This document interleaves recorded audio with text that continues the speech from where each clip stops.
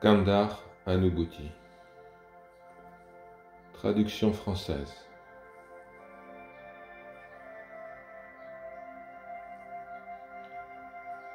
Prosternons-nous devant les pieds de lotus du Dieu qui a 5 armes.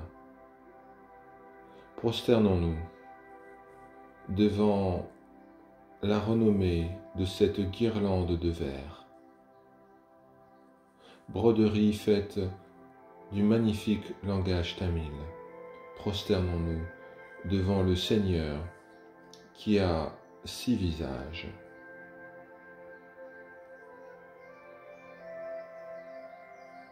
Ce Seigneur qui, lorsque nous prenons refuge en lui, nous asperge de sa grâce, qui fond le cœur de pierre le plus dur.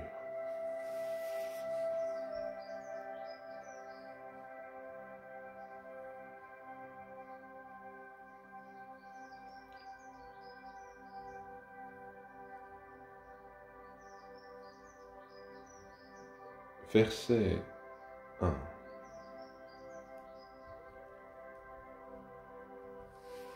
Ô Seigneur, toi qui es le jeune frère du Seigneur Ganesha,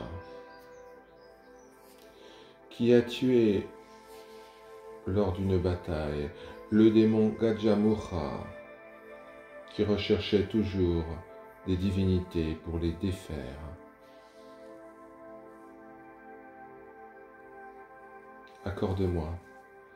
Accorde-moi l'honneur, la tâche qui doit durer toute une vie, le devoir magnifique de chanter ceci. La lance vèle,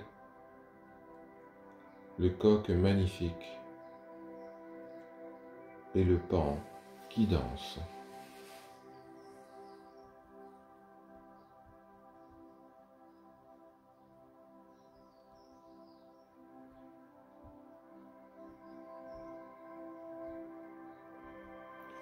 Le paon qui danse symbolise le mantra suprême Aum.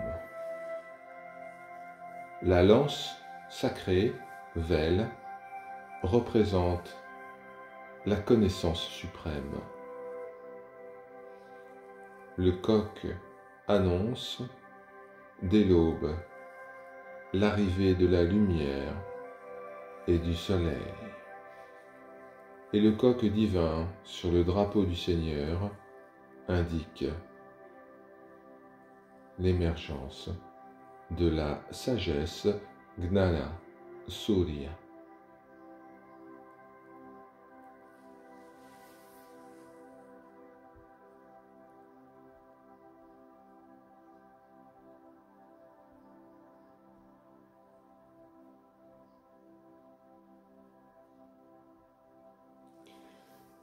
Lorsque une personne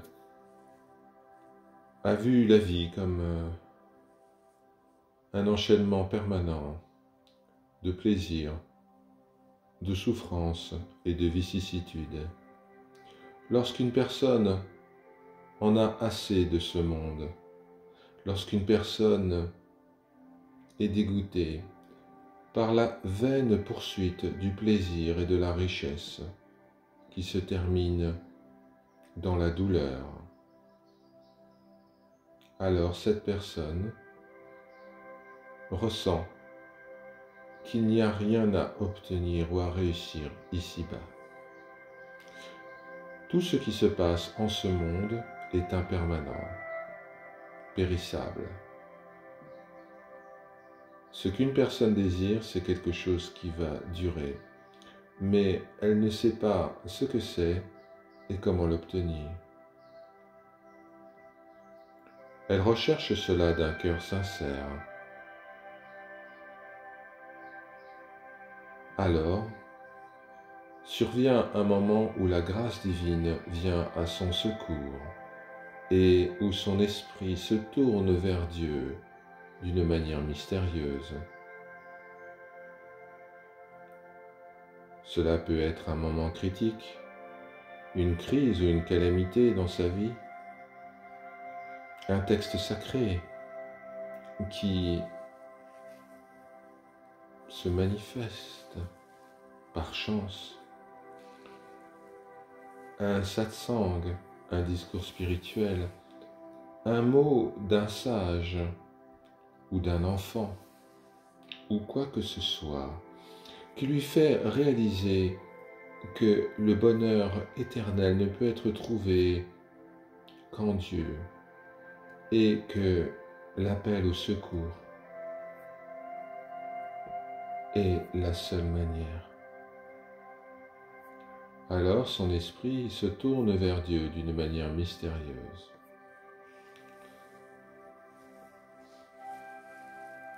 C'est pour de tels chercheurs spirituels que cette écriture, le Kanda Anubhuti, qui signifie expérience directe du divin, c'est pour de telles âmes que ce texte a été écrit, non pour ceux qui considèrent toujours le monde comme un jardin de plaisir,